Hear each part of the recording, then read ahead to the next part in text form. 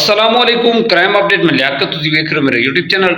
गुज़िश्ता रोज़ Italy दे विच एक बड़ा अफसोसनाक वाक़या होया है कि 4 लोगों नूं वैन दे विच बंद करके गड्डी नूं अग ला दित्ती। उत्थे फिर ये बंदे झुलस के इन्हां दी हलाकत हो गई सी और ये बंदे जिहड़े मरे ने इन्हां दा ताल्लुक किहड़े मुल्क तो है सी और इन्हां नूं मारन वाले किहड़े बंदे किस मुल्क तो ताल्लुक रखते सी और इन्हां दा की कसूर है सी जिहड़ी इन्हां नूं इतनी वड्डी सज़ा दित्ती गई है। बाद दे विच मुलजमान के खिलाफ पुलिस ने की कार्रवाई की, मुकम्मल तफसील दे नाल डिस्कस करांगे। साडे चैनल सबसक्राइब करो, बेल आइकन बटन प्रेस करो और कमेंट दे विच इज़हार ख्याल लाजमी करना। जी दोस्तों, साडे पाकिस्तान दे विचों ज़्यादा बंदे जिहड़े ने वो डंकी ला के ते इटली ए जिहड़े मुल्क ने यूरोप दे हो गए, इत्थे ज़्यादातर इटली बड़े बंदे वैंदे ने। लीबिया के थ्रू यूनान तुर्की इन्हां दे साहिल जिहड़े ने उत्थों क्रॉस करदे आ बड़ी मुश्किल दे नाल। रस्ते दे विच बंदे बड़े मरदे ने और ये जदों डंकी लाते हैं तो ये लाखां रुपया देंदे ने, पिछे जमीनां वेच देंदे ने। आखिरकार ये बंदे जिहड़े ने ना ये बार्डर क्रॉस करके इटली चले जाते हैं। तकरीबन 4 तो 5 साल लगते हैं इन्हां दे कागज़ बनदियां।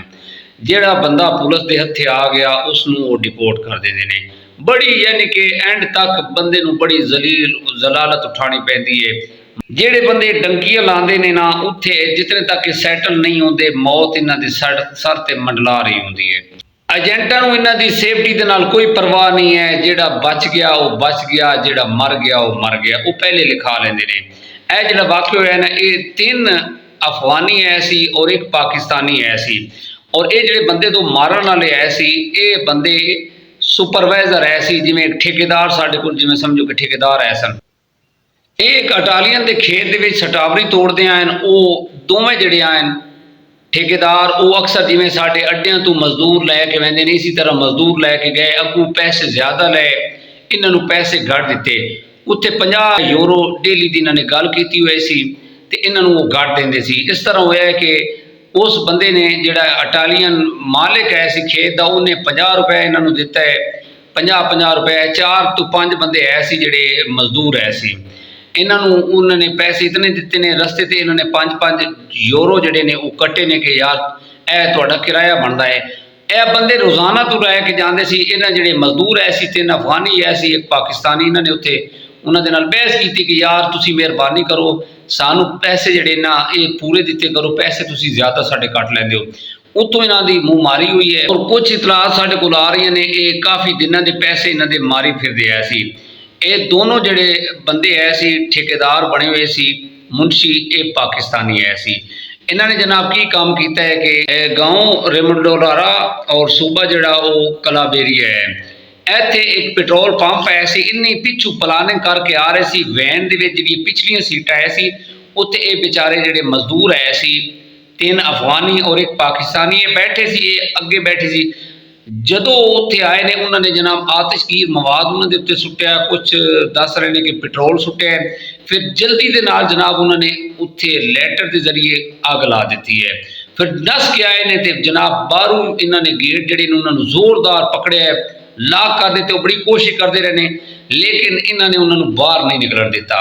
जितनी देर अग भड़की नहीं है, अग के शोले नहीं निकले, इतनी देर जनाब ये वेट करते हैं। एक साइड तो रहा है, एक दूसरी साइड तो वीडियो दे विच देखा जा रहा है कि बंदा बड़ी ताकी दे नाल हिम्मत दे नाल उन्हें पकड़ी खड़ा। एक अफगानी जिहड़ा है उसकी जिंदगी लंबी सी, उसने पिछू बैक वाला जिहड़ा शीशा तोड़ के बाहर निकल गया, वो भी झुलसी गया सी। बाकी जिहड़े गरीब मस्कीन मजदूर है सी जनाब ये झुलस के इन्हां दी हलाकत हो गई सी। उत्तों ये दोनों फरार होए। बाद दे विच पुलिस नूं जदों पता चलिया है, लोगों ने देखा, इन्फॉर्म किया, पुलिस आई, उन्होंने अपनी जी उन्होंने फोरेंसिक टीम है उन्होंने आके जनाब सर्च किया, देखा और CCTV कैमरे की मदद के नाल ये जिहड़े मुलजमान है सन जिन्होंने गलत हरकत की है सी, जिन्होंने इन्हां बंदियां नूं गड्डी नूं अग लाई सी, वो बंदे गिरफ्तार हो गए। और बाद जदों तफ्तीश हुई पता चलिया ये बंदे जिहड़े ने पाकिस्तानी निकले। जिहड़े अफगानी ने पिछू गड्डी दे विचों छाल मारी, उन्हें सारी ईची बीची गल दस दी ओवरऑल जो जिहड़ा उन्हां दे नाल होया सी। और जिहड़े बंदे विचों झुलस के मरे ने ना उन्हां दी जिहड़ी शनाख्त है ना वो कुछ इस तरह है। वसीम खान इसकी उम्र है सी 29 साल, ये पाकिस्तानी है सी। और अमीन खुजानी इसकी उम्र 28 साल है सी और ये अफगानी है सी। एक असमत क्यूमी इसकी उम्र 19 साल है सी, ये भी अफगानी है सी। और एक दा नाम सी सफ़ी अमजद, इसकी उम्र 27 साल है सी और यही अफगानी है सी। और जिहड़े जिन्हां ने अग लाई सी गड्डी नूं वो दोनों पाकिस्तानी है सी और उन्हां दी जिहड़ी उम्र है सी वो 31 साल है सी। बहुत छोटी उम्र के बंदे, इतनी ज़्यादा इन्हां दी उम्र नहीं है सी, यंग है सी, लेकिन इन्हां ने गलत रस्ता अपनाया सी। लालच च आके इन्होंने पैसे इकट्ठे किए कि यार साढ़े को पैसे इन्हों के ज़्यादा आ गए ने। तफ्तीश हो के ओवरऑल जी रिपोर्ट आएगी वो यही पता लगना कि इन्होंने इन्हों के पैसे मारे ने, इन्हों का हक इन्होंने मारिया।